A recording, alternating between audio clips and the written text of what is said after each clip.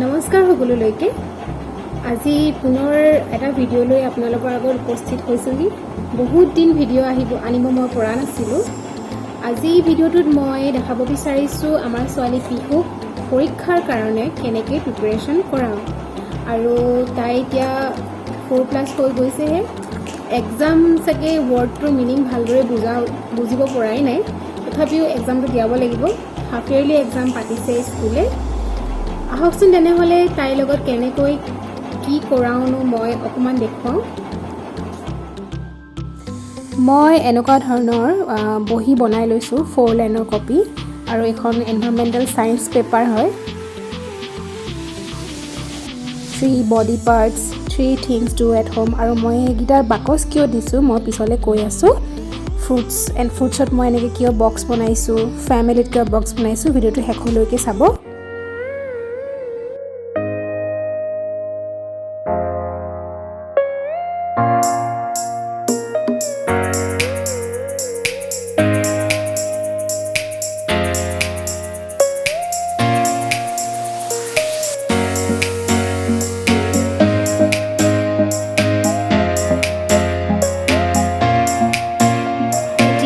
লিখিবা না বুটু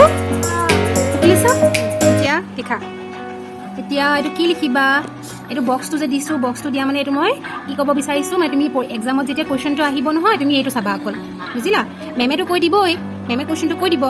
যে কালাৰ্ছ 3 কালাৰ্ছ ইউ লাইক এইটো কুৱেশ্যন 3 কালাৰ্ছ ইউ লাইক তথাপিও তুমি যদি কেনেবাকৈ নুশুনা বা মেমৰ কথা যদি থাকি যায় তেতিয়া তুমি নিজে চাব লাগিব নহয় এইটো চোৱা COLOURS এইটো কালাৰ্ছ কালাৰ্ছ এটা লিখা 3 কালাৰ্ছ ইউ লাইক তুমি জানা নহয় তোমাক কি ভাল লাগে অঁ ৰেড ভাল পোৱা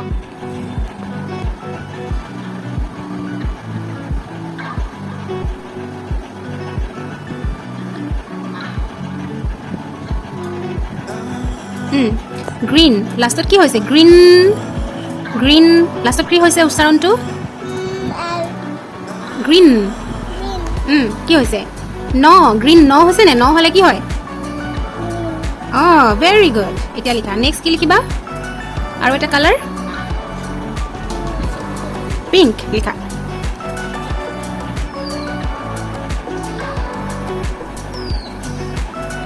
গুড বেটা পিংক কি উচ্চাৰণ হৈছে পিংকটো কেনেকুৱা হ'ব কি হ'ব গ্ৰীণৰ লাষ্টত কি লিখিছিলা গ্ৰীণটোৰ লাষ্টত কি লিখিছিলা গ্ৰীণৰ লাষ্টত এইটো কি আছিলে এইটো কি লিখিছিলা এন হ'ব পিংক লাষ্টত কি হৈছে পিংক অঁ ভেৰি গুড কে হৈছে গুড এতিয়া এইটো কি লিখা আছে বডি অঁ লিখা বডি পাৰ্টছ 3 বডি পাৰ্টছ লিখাচোন পটাপট তুমি জানা নহয় আইচ লিখা ঠিক আছে লিখা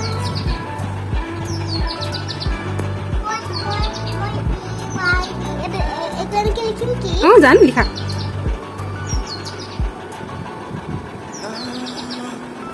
ভেৰি গুড আৰু ইয়াৰ্ছ লিখি মানে বেলেগ লিখিবা ইয়াৰ্ছটো পাৰিবানে পাৰিবা কালি যে মই লিপ লিখা কালি লিপ শিকাইছিলোঁ নহয় L4 লিখাইছিলোঁ L4 লিপ লিখিছিলা আৰু L4 কি লিখিছিলা লিখা L লিপ L আই তাৰপাছত কি উচ্চাৰণ হৈছে লিপ লাষ্টত কি হ'ব নো বেবি LI বেটা LI কি প উচ্চাৰণ আছে নে প হ'লে কি হ'ব পি প হ'লে কি হ'ব লিপ প হ'লে কি হ'ব অঁ পি তাৰপিছত L4 আৰু এটা কি শিকাইছিলোঁ বডি পাৰ্ট লেগছ এইটো লেগছ লেগছ লিখা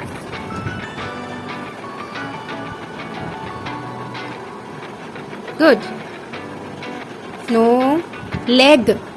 লেগ মুছা লেগ গ হ'লে কি হ'ব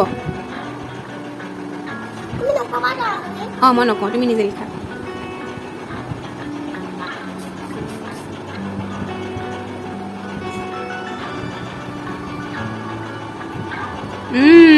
ভেৰি গুড হোম তুমি ঘৰত কি কি কাম কৰা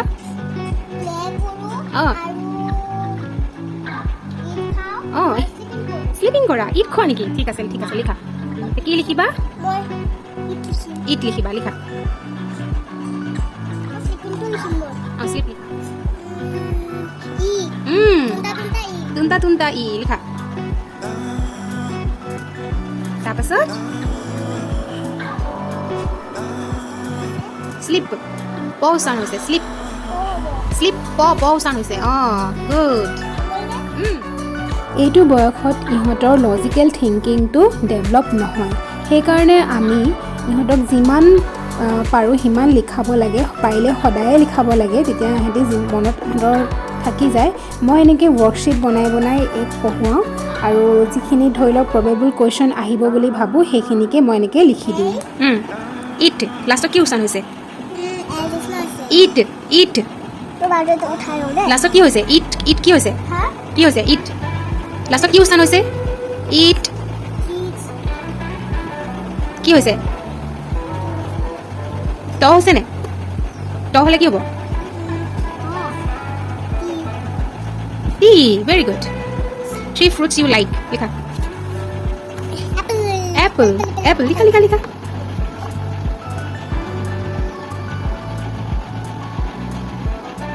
পি কেইটা লগাই দিয়া তাৰপিছত এপল লিখিছে আৰু এপল কেইটা দি থৈ গৈছে ন এপল লিখিছা আৰু তেতিয়া এপল দি থৈ গ'ল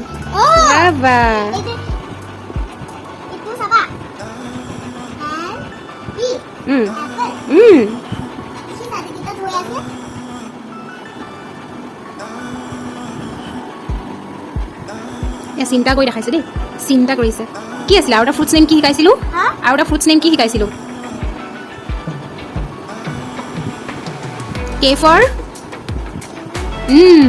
লিখা ক'ত লিখিছা কুৱেশ্যনটো সেইটো নেকি ফ্ৰুটছত লিখা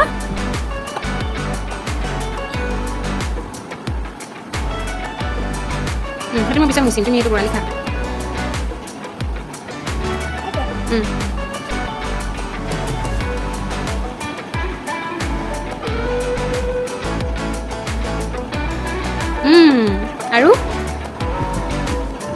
আৰু কি আছিলে ফ্ৰুটছ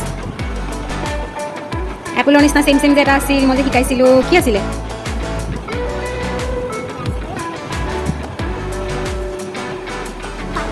ফাইন এপল লিখা কিৱিৰ পিছত লিখা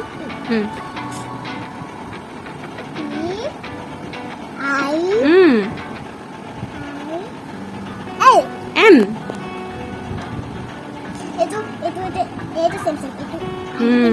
PIN same apple e লিখিব লাগিব না বেটা পাইন ই তাৰপিছত same apple তাপৰে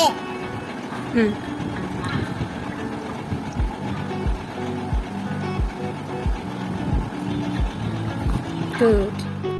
ফেমিলি মেম্বাৰ্ছত মাদাৰ ফাদাৰ এণ্ড ব্ৰাদাৰ এই তিনিটা ৱৰ্ড শিকাইছোঁ আৰু ইয়াত THER এই 4টা লেটাৰ কমন হয় আৰু এই কনচেপ্টটো মই তাইক দিব চেষ্টা কৰিছোঁ এফৰ পাছত কি হ'ব এফৰ পাছত ফাদাৰ কি হ'ব নো বেটা লাষ্টত কি আছে F A তাৰপিছত চেম মাদাৰৰ নিচিনা চেম লিখিব দিছিলোঁ যে গুড তাৰপিছত ব্ৰাদাৰ লিখা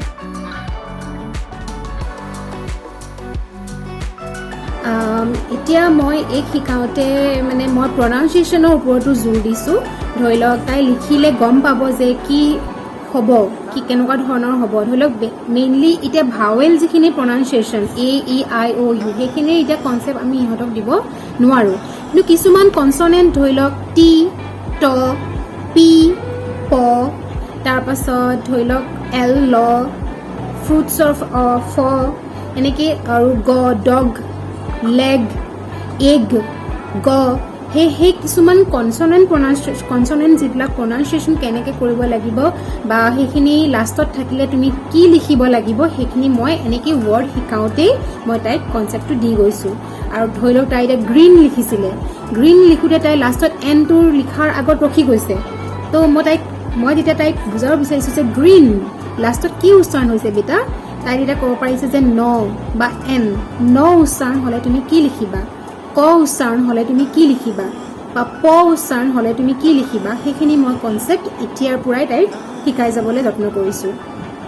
আৰু এনেকেই মানে মই তাইৰ লগত ট্ৰাই কৰি আছোঁ আৰু যিমানেই আপোনালোকে ৱৰ্কশ্বীট বনাই মানে ৱৰ্কশ্বীট এনেকৈ এখন কপি লৈ ল'ব আৰু যিমান পাৰে আপোনালোকৰ সিহঁতে ৱৰ্কশ্বীট দিব নিজে কুৱেশ্যনখিনি লিখি দিব আৰু সিহঁতক লিখিবলৈ দিব ধৰি লওক পৰীক্ষাত যেনেধৰণে আহিব আমি অলপমান আইডিয়া কৰিব পাৰোঁ যে এনেকৈ ধৰণেই পেপাৰখন আহিব তো সেইটো ছিষ্টেমত আপোনালোকে ৱৰ্কশ্বীটখন বনাই সিহঁতক লিখিবলৈ দিয়ক বাৰে বাৰে লিখিবলৈ দিয়ক প্ৰেক্টিছ কৰাই থাকক তেনেকৈ ইহঁতি পৰা হৈ যাব তো মই যদি আৰু বেছি দীঘল নকৰোঁ ভিডিঅ'টো তো যদি ভিডিঅ'টো যদি ইউজফুল বুলি ভাবে আৰু যদি ভাল পাইছে তেনেহ'লে লাইক শ্বেয়াৰ ছাবস্ক্ৰাইব কৰিবলৈ নাপাহৰিব ধন্যবাদ